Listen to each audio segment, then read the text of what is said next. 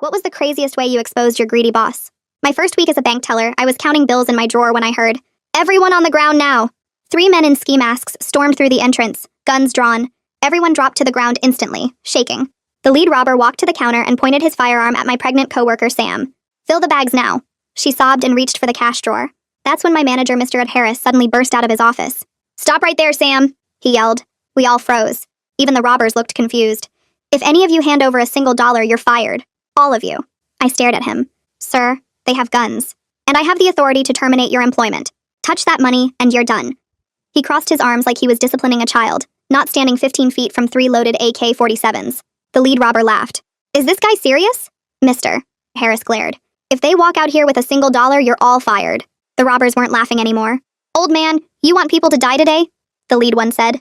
Mr. Harris stepped back toward his office, the only thing that was bulletproof in the small-town bank. "Go home. We're not handing over anything to you. This is my money and my bank."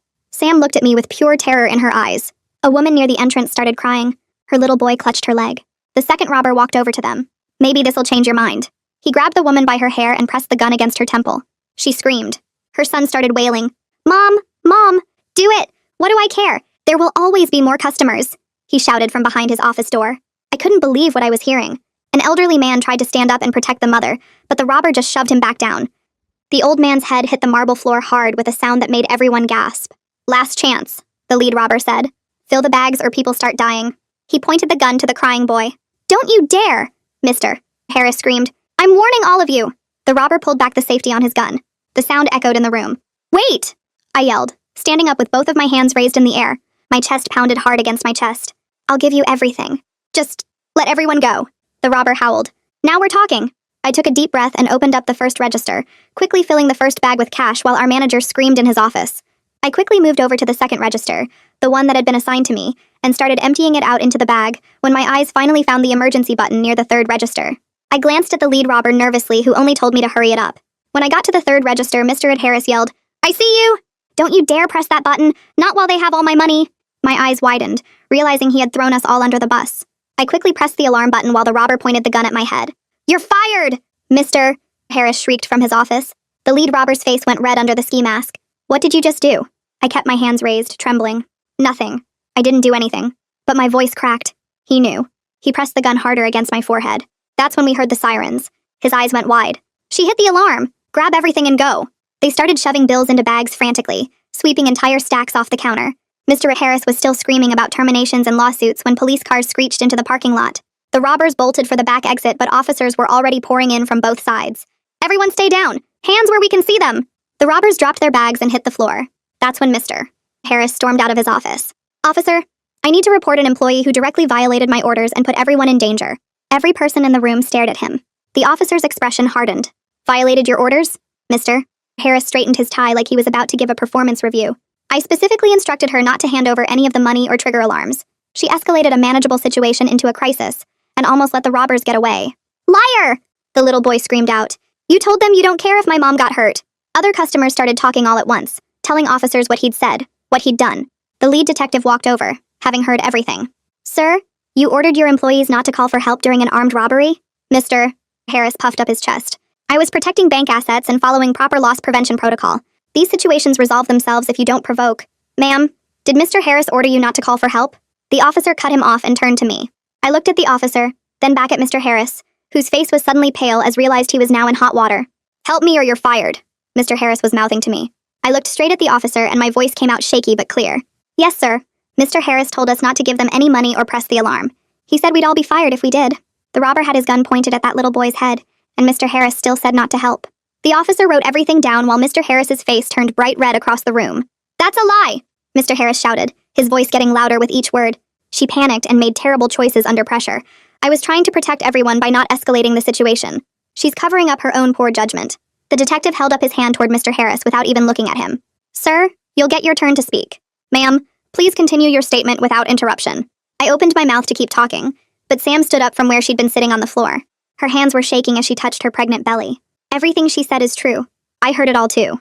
Mr. Harris yelled from his office that the robbers should shoot us if we touched the money. He said he didn't care what happened to customers because there would always be more. The other teller who worked at the first register nodded so hard her whole body moved. I heard the same thing from where I was on the floor. He told that robber to do it when the gun was pointed at the little boy. The young mother started crying harder, and officers moved closer to write down what she was saying. He said there would always be more customers, like my son didn't matter at all, like we were just numbers he could replace. Her boy was still holding onto her leg and buried his face against her when she talked. Several officers looked at each other with dark expressions and kept taking notes in their little books. Mr. Harris's face changed from red to white like someone had drained all the blood out of him. His eyes moved from person to person as he realized everyone in the bank was saying the same thing. No, you're all misunderstanding. I received crisis management training years ago. The protocol is to avoid provoking armed suspects. I was trying to de-escalate the situation using proven techniques. His voice got quieter and faster, like he knew nobody believed him anymore. The lead detective walked over to Mr. Harris and spoke in a calm voice that somehow sounded scarier than yelling. Sir, I need you to step outside with me for a separate interview. 2 other officers moved to stand on either side of Mr. Harris. I watched through the big front window as they walked him across the parking lot toward a patrol car. He wasn't in handcuffs, but the way the officers stayed close to him made it clear he wasn't just a regular witness anymore. Paramedics came through the door carrying big bags of medical equipment. They went straight to the elderly man who was still sitting on the floor where the robber had shoved him. Sir, we need to check that head injury. Can you tell me your name? The old man waved his hand like he was fine. I'm Mr. Smithon, and I don't need all this fuss. Just got knocked down is all. But he let them shine a light in his eyes and check the back of his head anyway. Mr. Smithon pointed at me while the paramedic was looking at his pupils. That young lady right there is the brave one. She saved every person in this building. I had to sit down right then because my legs felt like they couldn't hold me up anymore. I grabbed the edge of the counter and lowered myself to the floor. The adrenaline that had been keeping me going just disappeared all at once. My hands were shaking, so bad I had to hold them together. My whole body trembled like I was freezing even though the bank was warm. One of the officers noticed and went to the break room. He came back with a bottle of water and twisted the cap off before handing it to me. Here you go. Adrenaline crash is normal after something like this. Sam sat down on the floor next to me and took my hand in both of hers. She squeezed it tight and leaned close to whisper. I can't believe you stood up to both the robbers and Mr. Harris. You had a gun to your head and he was screaming that you'd be fired and you still did it. Her voice cracked when she talked. If you hadn't pressed that button, I don't know what would have happened to me or my baby. The lead detective came back inside and walked over to where Sam and I were sitting on the floor. He crouched down so he was at eye level with us. Ma'am, I know this has been extremely difficult, but I need to ask if you're okay to answer some more detailed questions. We need your complete statement while everything is still fresh in your mind. I nodded and tried to say yes, but my voice came out sounding weird and far away like it belonged to someone else. I can do that. The detective helped me stand up and guided me to one of the chairs customers usually sat in when they were opening accounts. The detective pulled out a small black recording device and set it on the table between us. He pressed a button and a red light came on. He asked me to state my full name and the date for the record, then started walking me through everything that happened from the very beginning. I told him about counting money at my station when the robbers came in, about everyone hitting the floor, about the lead robber pointing his gun at Sam. My voice shook when I described Mr. Harris bursting out of his office and threatening to fire anyone who handed over money. The detective stopped me there and asked me to repeat Harris's exact words. I closed my eyes and heard it all over again in my head. I told him Harris said we'd all be fired if we gave them a single dollar, that he had the authority to end our jobs right there. The detective asked if Harris knew the robbers had guns, and I said yes, he was looking right at them. We went through the whole thing piece by piece. The detective kept asking me to clarify what Harris said when the robber grabbed the young mother by her hair. I repeated those awful words about there always being more customers, about not caring what happened. The detective had me say it 3 times to make sure he had it recorded correctly. He asked about when Harris yelled at me not to press the alarm button, and I explained how he screamed that I was fired the second I pushed it. The detective wanted to know if Harris ever told us to cooperate with the robbers or protect ourselves, and I said no. He only cared about the money staying in the bank. The whole statement took over an hour because the detective kept going back to specific moments and asking for more details. My throat felt dry from talking so much and my hands wouldn't stop shaking. When we finally finished, the detective turned off the recorder and looked at me with this serious expression. He explained that what the robbers did was obviously a crime, but Harris's conduct during the robbery would be looked at separately. He said the bank's corporate office had already been called, and they were sending people to investigate what happened. The detective pulled a business card from his pocket and handed it to me. He told me to call him right away if Harris tried to punish me or fire me or make my job harder because of what I did today. He said retaliation against someone who called police during a crime was illegal, and he'd make sure Harris faced consequences if he tried anything. I put the card in my pocket and thanked him, though I was pretty sure I'd already been fired based on Harris screaming it at me multiple times. The detective went to interview other people, and I just sat there feeling numb and trying to process everything. I watched through the window as more police cars arrived and officers talked to witnesses in the parking lot. Then 2 people in business suits walked through the front door moving fast like they were on a mission. The woman had dark hair pulled back tight and carried a leather folder under her arm. The man with her looked older and kept glancing around the bank like he was taking notes in his head. They went straight to one of the officers and showed identification. Then the officer pointed toward where I was sitting. The woman walked over and introduced herself as Kira Ferguson from the bank's crisis management team. She shook my hand with a firm grip and said she needed to interview every employee who was here during the robbery. I was surprised they got here so fast. Less than 2 hours after everything happened. Kira asked if there was a private room we could use, and I showed her to the small conference room we used for customer meetings. She asked me to wait outside while she set up, and I watched her arrange papers and open her laptop. When she called me back in, she had a legal pad ready and asked me to start from the beginning. I went through the whole story again, and this time I could see Kira's face change as I described what Harris did. Her professional expression cracked when I told her about Harris saying he didn't care if customers died. She wrote faster when I explained how he threatened to fire me while I had a gun pressed to my forehead. Kira asked careful questions about whether Harris ever showed concern for anyone's safety, and I told her honestly that he seemed only worried about the money. She took pages and pages of notes and kept circling back to specific things Harris said. When I finished, Kira closed her notebook and looked at me directly. She said the company takes employee safety very seriously, and what I described was deeply concerning. But I noticed she didn't actually promise anything about my job or say I'd be protected. She thanked me for my honesty and said she'd be interviewing everyone else who was here. Then Kira's expression softened a little, and she told me I was placed on paid administrative leave starting right now. My chest got tight and I felt panic rising because that sounded like a nice way of saying I was fired. Kira must have seen my face change because she quickly explained this was standard after traumatic incidents. She said I should go home and rest and that the bank had an employee assistance program that included free counseling sessions. She wrote down a phone number for me to call and said I could take as much time as I needed. I walked out of the conference room feeling like my legs might give out. The bank lobby was empty now except for employees giving statements and police finishing up their investigation. Someone announced the bank would be closed for the rest of the day, which made sense since there was still cash scattered on the floor from when the robbers dropped their bags. I grabbed my purse from under my station and realized my hands were shaking too much to trust myself driving home. I pulled out my phone and called my roommate, trying to keep my voice steady as I asked if she could come get me. She said she'd be there as fast as she could. I waited in the parking lot, sitting on the curb because standing felt like too much work. My roommate's car pulled in 20 minutes later and she jumped out before it was fully stopped. She ran over and wrapped her arms around me so tight I could barely breathe. I felt tears starting, but I pushed them down because if I started crying in this parking lot, I might never stop. She helped me into the passenger seat and drove me home without asking a million questions, which I was grateful for. That night, I laid in bed staring at the ceiling, exhausted but unable to sleep. Every time I closed my eyes, I saw the lead robber's face behind that ski mask and felt the cold metal of the gun against my forehead.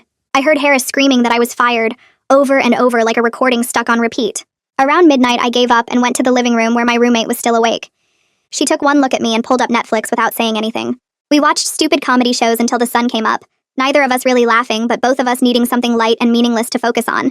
The next morning, my phone started buzzing before I was fully awake. Text after text came through from coworkers asking if I was okay and telling me what they'd heard. 3 different people sent messages saying Harris had been suspended while corporate investigated everything. Sam sent a long text thanking me for what I did and saying her husband wanted to take me out to dinner to show how grateful they were that I protected her and the baby. I responded to a few messages, but mostly I just felt tired and overwhelmed. Then my phone rang with a number I didn't recognize. I answered, and a woman's voice said she was calling from the local newspaper about the bank robbery. She asked if I would be willing to do an interview about what happened and share my side of the story. I told her I wasn't ready to talk publicly, and I didn't know what I was legally allowed to say anyway. She thanked me and hung up. The next day, the story ran in the paper anyway with details from police reports and quotes from witnesses who were there. 3 days went by in a blur of sleeping too much, staring at walls and trying not to think about everything. Then Kira called my cell and asked if I could come to the main branch downtown for a follow-up meeting. Her voice sounded carefully neutral. Not friendly, but not angry either. Just professional and distant. I agreed to come and spent the entire drive convinced this was when they'd officially fire me. I kept thinking about how I'd only had this job for a week. How I'd done the right thing, but maybe that didn't matter. How Harris had screamed I was fired and maybe corporate would back him up to avoid problems. I parked outside the big downtown branch and sat in my car for 5 minutes trying to calm down before walking inside. The downtown branch, a much bigger building than my small branch, had glass doors and fancy stone columns that made me feel even more nervous about this meeting. I walked through the entrance and told the person at the front desk who I was there to see. She made a quick phone call and then pointed me toward the elevators, saying Kira was waiting on the 3rd floor. The elevator ride felt like it took forever, even though it was probably only 30 seconds. When the doors opened, Kira was standing right there in the hallway wearing a business suit and holding a folder. She shook my hand and led me to a conference room where Elias was already sitting at a long table. He stood up when I entered and his face looked serious but not angry. Kira closed the door and they both sat across from me. Elias started talking first, thanking me for coming in and saying he wanted to discuss everything that happened during the robbery. My stomach felt tight because I still thought this might be when they fired me despite what everyone said. But then Elias said something I never expected. He told me I showed real courage and quick thinking when I pressed that alarm, and that action let police arrive before anyone got seriously hurt or killed. Kira nodded and added that their investigation found Harris broke multiple company rules and maybe even some laws about keeping employees and customers safe. Elias said Harris was fired right away for putting everyone in danger and then trying to blame me for saving lives. I felt this huge wave of relief wash over me because I realized they actually understood what happened. Then Elias offered me my job back with a note in my file about doing something good, plus a bonus for my actions. He said the bank wants workers who care about keeping people safe more than protecting money, which was the total opposite of what Harris screamed at me. I said yes to the job, but admitted I felt scared about going back to that same building after everything. Elias nodded like he got it and said I could work at a different location if I wanted, or take more time off to deal with the hard feelings before deciding. I told him I needed to think about it and he said that was fine. The meeting ended and I drove home feeling like maybe things would actually be okay. A few days later, I was scrolling through social media when I got a message request from someone I didn't know. I almost ignored it, but something made me click on it. The message was from the young mother who was in the bank during the robbery, the one whose son almost got hurt. She said she found my profile through a mutual friend and hoped it was okay to reach out. She wrote this really long message about how she thinks about what could have happened every single day and how grateful she is that I was brave enough to act when Harris told everyone not to help. She attached a photo of her little boy holding a card he made with crayons. The card had stick figures and said thank you in big letters with some of the letters backward. I stared at that photo for a long time and started crying, which surprised me because I thought I was done crying about all this. Her message made everything feel real in a different way, like I could see the actual result of pressing that button. I wrote back thanking her and saying I was just glad everyone was safe. She responded right away saying her son asks about the brave bank lady sometimes, and she wanted me to know that what I did mattered. I saved that photo on my phone and looked at it whenever I felt scared or unsure about everything that happened. 2 weeks after the robbery, I had another session with Layla where we talked about my options for going back to work.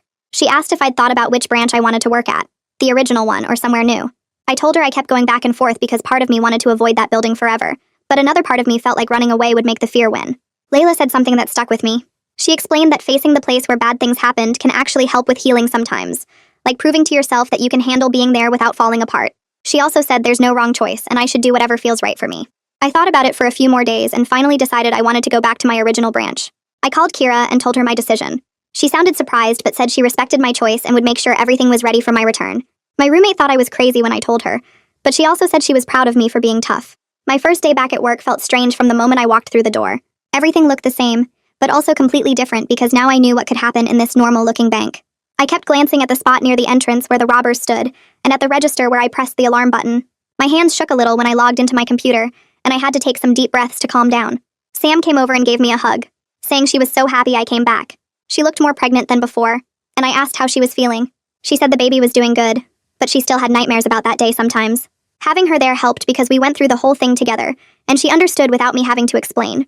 The other tellers were really nice too, checking on me throughout the day and not making a big deal when I needed a minute to collect myself. By lunchtime, I felt a little more normal, though I still jumped when the door opened suddenly.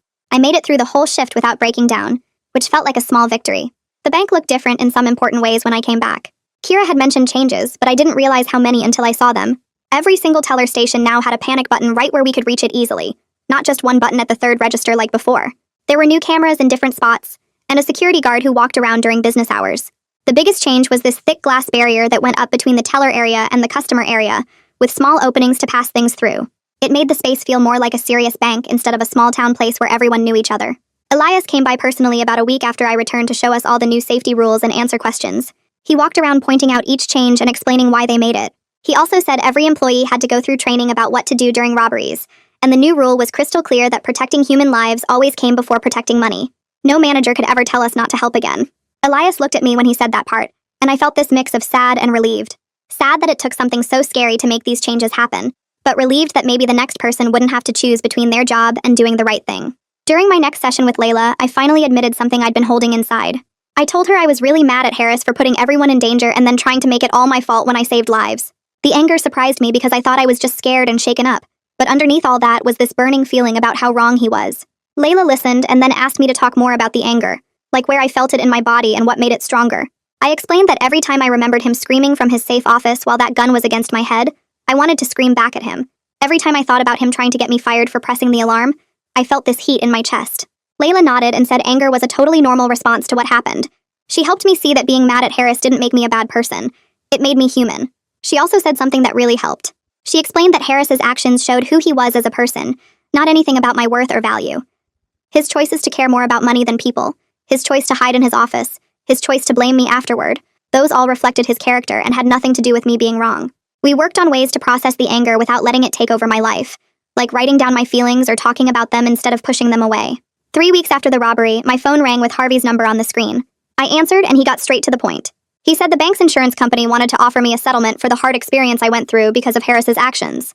I asked how much and when he told me the number, I had to sit down. It was enough money to pay for all my therapy sessions with Layla, replace my old car that barely ran anymore, and still have a good amount left over for savings. Harvey explained that settlements like this happen sometimes when companies wanted to avoid long court cases, and the insurance company probably realized I had a really strong case if we went to trial. He said the offer included some legal words and conditions that we needed to talk through before I made any decisions. I told him I wanted to meet in person to discuss everything because this felt too big to handle over the phone. We set up a time to meet at his office the next day. Harvey's office was in a small building downtown with old carpet and walls covered in law books. He had me sit across from his desk and pulled out a thick stack of papers. He went through the settlement offer page by page, explaining what each section meant in normal words instead of legal talk. The part that worried me most was something called a non-disparagement clause. Harvey saw my face and explained that it basically meant I couldn't go around publicly trashing the bank or saying bad things about them in the media. But he also said it didn't stop me from being honest if someone asked me directly what happened, and it didn't prevent me from talking to lawyers or government people if they investigated anything. He said the bank was mostly trying to avoid me doing interviews where I made them look terrible, which seemed fair since they actually fired Harris and made all those safety changes. Harvey told me his honest opinion was that I should accept the settlement.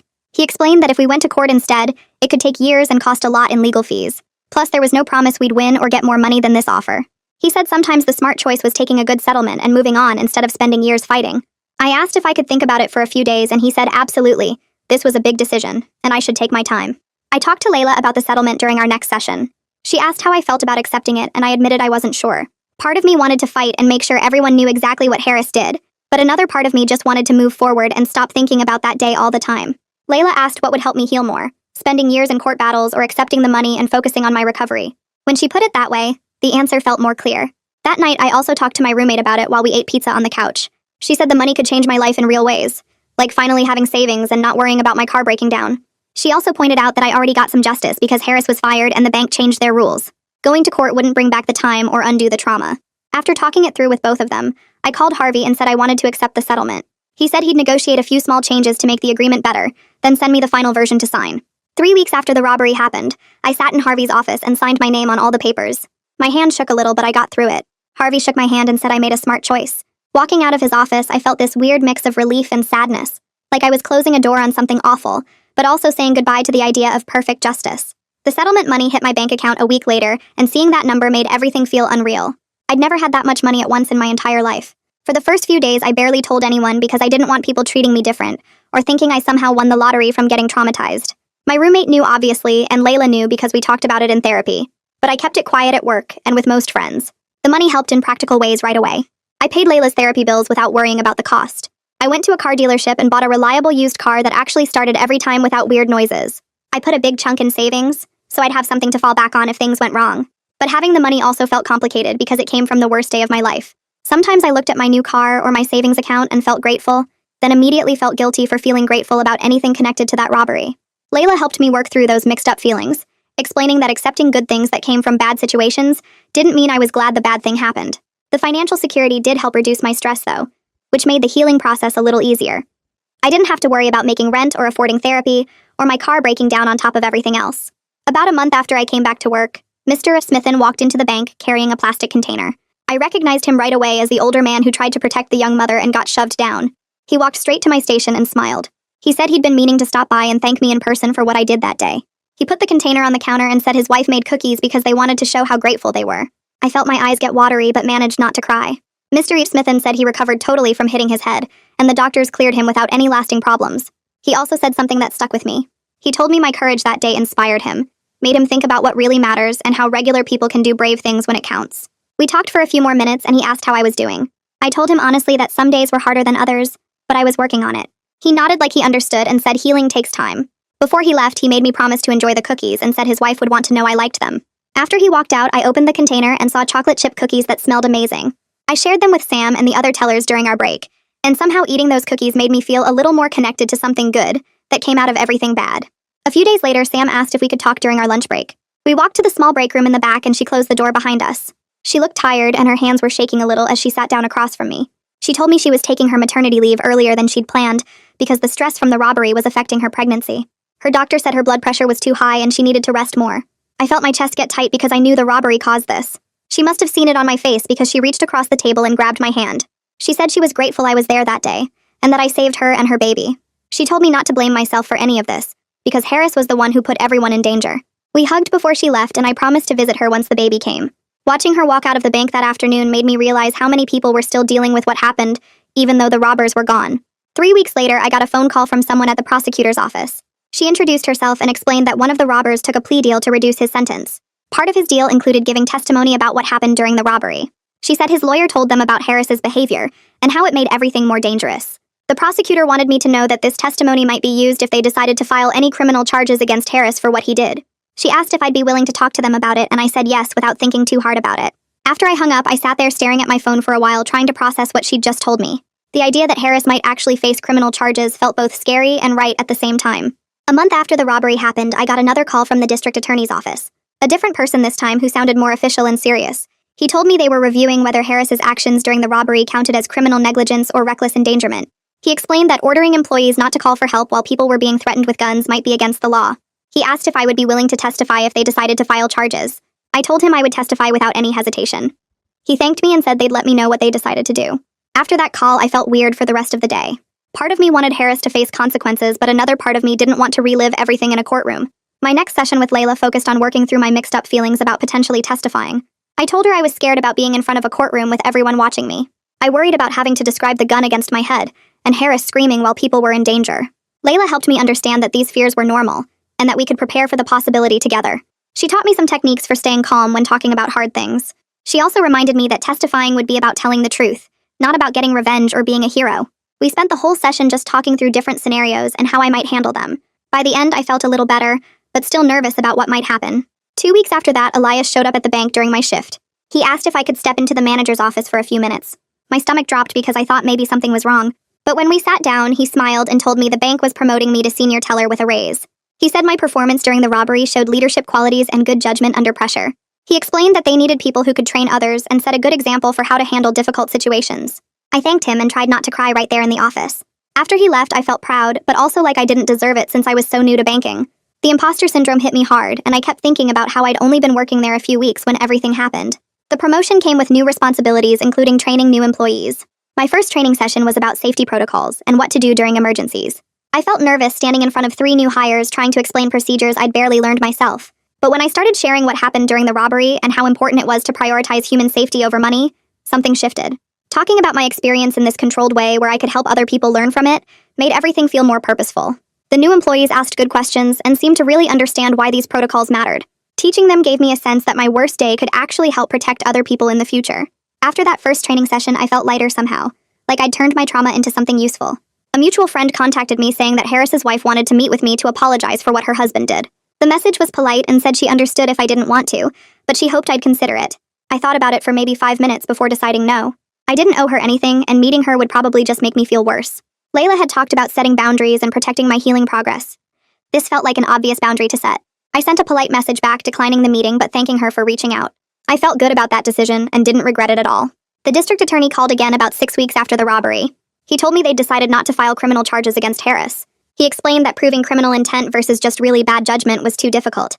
They didn't think they could convince a jury beyond reasonable doubt that Harris meant to endanger people versus just being catastrophically stupid about how to handle the situation. I felt disappointed hearing that news. It seemed wrong that Harris could do what he did and not face criminal consequences. I called Harvey to talk about it, and he reminded me that Harris lost his job and I got my settlement. He said sometimes civil accountability through termination and money was the only realistic justice available. That helped me feel a little better, but I still wished Harris had to face a judge. 3 months after the robbery, I realized I'd gone a whole week without nightmares. I also didn't have any panic attacks when I heard loud noises like car doors slamming or people yelling. I mentioned this to Layla during our session, and she actually celebrated with me. She brought out these little chocolate candies she kept in her desk, and we ate them while talking about my progress. She reminded me that healing wasn't about never having bad days again. It was about the bad days becoming less frequent and less intense. She said some people think recovery means going back to exactly how you were before, but really it means learning to live with what happened while still moving forward. That made sense to me and helped me appreciate how far I'd come, even though I still had hard moments sometimes. Sam sent me a text with a photo attached. When I opened it, I saw her in a hospital bed holding a tiny baby wrapped in a pink blanket. The message said she'd had her baby girl and wanted me to know something important. She wrote that she was naming me as godmother because I protected her and her child when it mattered most. She said she'd never forget what I did that day, and she wanted her daughter to grow up knowing about the brave person who saved them. I started crying right there at my teller station. These were the first happy tears I'd cried since the robbery happened. Everything else had been scared tears, or angry tears, or just overwhelmed tears. But these were different. These tears came from feeling honored and loved, and like maybe all the hard stuff had been worth something after all. A few days after Sam sent me that hospital photo, I drove to her house to meet the baby in person. She opened the door looking tired but happy, and led me inside where her husband was holding their daughter. The baby was so tiny, wrapped in a soft yellow blanket with her little fingers curled up near her face. Sam's husband carefully placed her in my arms, and I felt this wave of emotion wash over me as I looked down at her peaceful, sleeping face. This little person was here partly because I pressed that alarm button. If things had gone differently that day, Sam might have lost her baby from the stress or worse.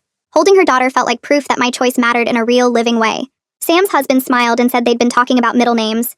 He joked that they should name her something like Grace Brave Anderson, putting Brave right there in the middle to honor what I did. We all laughed, but I could tell he was partly serious about wanting to remember that day through his daughter's name.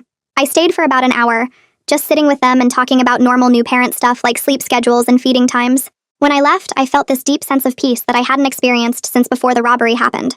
The following week, the local newspaper ran a big follow-up story about what happened at the bank. The headline was something about new safety rules and better training for employees. I bought a copy at the gas station and read it in my car before driving to work. The article talked about all the changes the bank made after the robbery, including the panic buttons at every station, and the new policy that employee safety comes before money. What really caught my attention was a section with anonymous quotes from bank workers praising the improvements. One quote said the new protocols made employees feel valued and protected instead of disposable. I recognized those exact words because I had said them during an interview with the corporate team a few weeks earlier. Another quote talked about how the changes showed the bank learned from what went wrong. That was my phrasing too, almost word for word.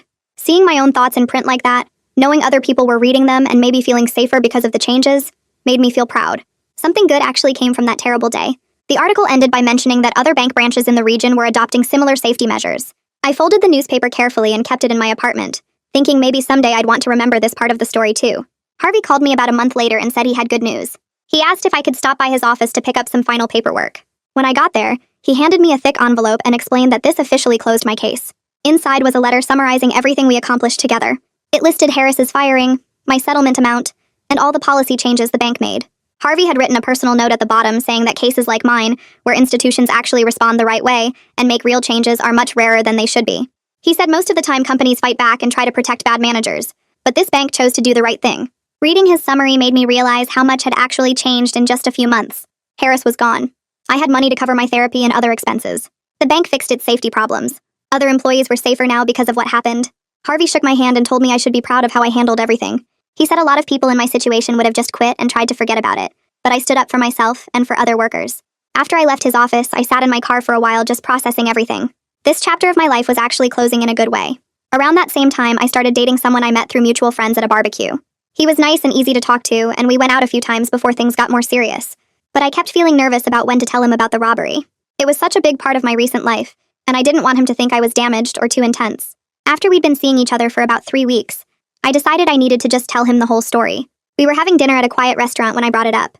I started by saying I needed to share something important that happened to me earlier that year. Then I told him everything, from the robbers coming in to Harris's threats to pressing the alarm with a gun to my head. He listened really carefully without interrupting, and when I finished, he was quiet for a minute. Then he said that hearing about what I went through made him admire my courage even more. He said a lot of people talk about doing the right thing, but I actually did it when it mattered most. His response made me feel so relieved and accepted. I'd been worried he might think I was too much to deal with, but instead he saw my experience as something that showed my character.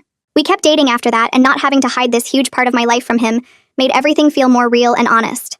6 months after the robbery happened, the bank held a big employee recognition ceremony at their main downtown location. Elias had called me a week earlier to tell me I was receiving an award, and I needed to be there. I felt nervous about being in front of everyone, but I also knew this was important. The ceremony was in a large conference room with maybe 70 or 80 employees from different branches. There were awards for different things like customer service and sales goals. When they called my name for the Courage and Safety Award, I walked up to the stage on shaky legs. Elias handed me a framed certificate and a small crystal trophy while everyone clapped. He said a few words about how I put customer safety first during a dangerous situation and showed the kind of judgment the bank wanted all employees to have. Standing there looking out at all those faces clapping for me felt completely surreal. Just 6 months ago, I'd been a scared new employee with a gun to my head, and now I was honored in front of the whole company. The moment felt deeply meaningful, like proof that doing the right thing actually mattered and people recognized it. After the ceremony, several employees I didn't know came up to thank me and say they felt safer at work because of the changes that came from what happened. Their words made me realize my experience had ripples that reached further than I'd understood. Right after the ceremony ended, Elias pulled me aside near the refreshment table. He had this excited look on his face as he told me about a new project the bank was working on. Corporate headquarters was developing a training program for all employees across the country, based on what happened at our branch. He said they wanted my input on the curriculum, because I had lived through the situation and understood what employees actually needed to know. The opportunity felt huge. Instead of just my branch changing, I could help shape how hundreds of branches trained their workers. Elias explained that the training would cover safety protocols, supporting coworkers during emergencies, and recognizing when authority figures are making dangerous choices. He asked if I'd be willing to work with their training development team over the next few weeks. I agreed immediately, even though I felt nervous about my ability to contribute something useful. He gave me the contact information for the team leader and said they'd reach out soon to set up meetings. Walking to my car after the ceremony, I kept thinking about how this was real impact, not just fixing what went wrong at one location, but potentially protecting workers everywhere in the company. Over the next several weeks, I met with the training development team 4 different times. They asked me detailed questions about what happened, how I felt during the robbery, what information would have helped me beforehand, and what I wished other employees understood about crisis situations. I shared my perspective on everything from the physical panic buttons to the emotional support coworkers need during trauma. One meeting focused entirely on the part about recognizing bad leadership. I explained how Harris's orders put everyone in danger, and how hard it was to go against a manager's direct commands, even when those commands were wrong. The team took pages of notes and asked me to review draft materials they were creating. Seeing my experience turned into training slides and discussion questions felt strange but important. 3 months after those meetings started, the program officially launched across the entire bank network. Elias sent me a copy of the final training package, and right there in the case study section was my story. They'd changed some details to protect privacy, but it was clearly about what happened. The training materials emphasize that employee safety always comes first, and that workers have the right to call for help even if managers say otherwise. Knowing that thousands of bank employees would learn from what I went through gave me this sense of purpose that helped balance out the trauma of the original experience. During one of my regular therapy sessions with Layla, she told me she thought I'd made really significant progress over the past several months. We'd been meeting every week since right after the robbery, and she said my symptoms had improved dramatically. The nightmares were mostly gone. I didn't panic at loud noises anymore. I could talk about what happened without falling apart. She suggested we reduce our sessions to just monthly check-ins instead of weekly appointments. Part of me felt scared about not having that weekly support, but another part felt proud that I'd healed enough to need less help. Layla reminded me that trauma recovery is ongoing and not always linear. She said I might still have hard days or weeks, and that was completely normal. The important thing was that I now had tools to handle those difficult moments, and I could always come back for more frequent sessions if I needed additional support. We scheduled our next appointment for 4 weeks out instead of 1 week. Leaving her office that day, I felt this mix of accomplishment and nervousness about managing on my own more. But I also trusted that I'd built a strong enough foundation to handle whatever came next. Sam came back from maternity leave about 7 months after having her baby. I was so happy to see her walk through the bank doors on her first morning back. We hugged and she showed me about 50 new photos of her daughter on her phone. Working together again felt comfortable and familiar, like putting on a favorite old sweater. But our friendship had changed and deepened because of what we went through together. During our breaks, we'd share baby photos and talk about normal life stuff. But we also had this bond that went way deeper than typical coworker relationships. One afternoon, during a quiet moment, Sam told me that having me at work made her feel safer. She said knowing I was there, knowing I'd already proven I would protect people when it mattered, gave her peace of mind she didn't have before. Her words touched me deeply because I'd sometimes worried that seeing me might remind her of the trauma. But instead, my presence actually helped her feel secure. We fell back into our comfortable work rhythm easily, covering for each other during busy times and chatting between customers. Having her back made the bank feel more like home again, and I realized how much I'd missed working alongside her every day. The 1-year anniversary of the robbery arrived on a Tuesday. I'd been thinking about that date for weeks, unsure how I'd feel when it came. I decided to take the day off work rather than spending it at the bank where everything happened. But I didn't want to just sit at home dwelling on the trauma and replaying those terrible moments in my mind. Instead, I signed up to volunteer at a local women's shelter that had been looking for people to teach workshops. I drove there that morning and met with their volunteer coordinator, who seemed excited that someone with my background wanted to help. I spent 3 hours teaching a workshop on workplace safety and standing up for yourself in difficult situations. About 12 women attended, and I shared my story along with practical advice about trusting your instincts, knowing your rights, and not letting authority figures bully you into unsafe choices. Several women came up afterward to thank me and share their own stories of workplace problems. One woman said she'd been afraid to report her boss for creating dangerous conditions, but hearing my experience gave her courage to file a complaint. Another woman asked for advice about a situation at her job where she felt pressured to do things that seemed wrong. Being able to help these women, to turn my worst experience into something useful for others, made the anniversary feel meaningful instead of just painful. Driving home that evening, I felt tired but good. I'd taken a day that could have been about fear and trauma and turned it into something positive that might actually protect other people. A few months after the anniversary, I got called into a meeting with the regional director. He offered me a promotion to assistant branch manager at a different location across town, and I accepted without hesitation, because it felt like the right time to move forward. The new branch was bigger and had way better security features, including cameras everywhere, reinforced glass, and multiple panic buttons at every station. My new manager was this calm woman who spent my first day showing me around and explaining that employee safety was her top priority, which made me feel relieved after everything with Harris. I started my new role by meeting with each team member individually to learn about their concerns and ideas, and several of them mentioned feeling nervous about robberies after hearing what happened at my old branch. I spent the next few weeks implementing additional safety measures I'd learned from my experience, including better lighting in the parking lot, clearer emergency procedures posted at every station, and regular safety drills so everyone knew exactly what to do. During my first team meeting, I made it crystal clear that protecting human life always comes before protecting money, and I saw people visibly relax when I said that. One teller told me later that she'd been worried about getting in trouble if she ever had to choose between following rules and keeping someone safe, and knowing I'd been through it and understood made her feel better. My team responded really well to my leadership style because I focused on creating a culture where people felt valued and protected, instead of just being worried about making mistakes. I checked in regularly with each person, made sure they felt comfortable speaking up about problems, and celebrated when they handled difficult situations well. The branch ran smoothly, and I felt proud of the environment we were building together. 2 years after the robbery, I was thriving in my management role, and had been asked to help 3 other branches improve their safety protocols based on what I'd learned. I traveled to each location and spent time training their staff, sharing my story when it felt appropriate, and helping them develop procedures that actually made sense for protecting people. The trauma still surfaced occasionally when I heard loud noises or saw someone who looked like the robbers, but I had healthy ways of dealing with it now, including monthly check-ins with Layla, regular calls with Sam, who remained one of my closest friends, support from my partner who understood when I needed space, and colleagues who respected my experience without treating me like I was fragile. One Tuesday afternoon, I was sorting through mail at my desk when I found a handwritten envelope with my name on it. I opened it and started reading a letter from the young mother whose son had been threatened during the robbery. She wrote that her family was doing well, and her son was now in 2nd grade and doing great in the school. She said he still talks about the brave bank lady who protected them that day, and asks about me sometimes. She wrote that knowing there are people like me in the world makes her feel safer when she goes places with her son, and that she wanted me to know how much my actions meant to her family. Reading her words, I felt something shift inside me as I realized I'd transformed my worst day into a source of ongoing strength and purpose that helps others feel protected and valued.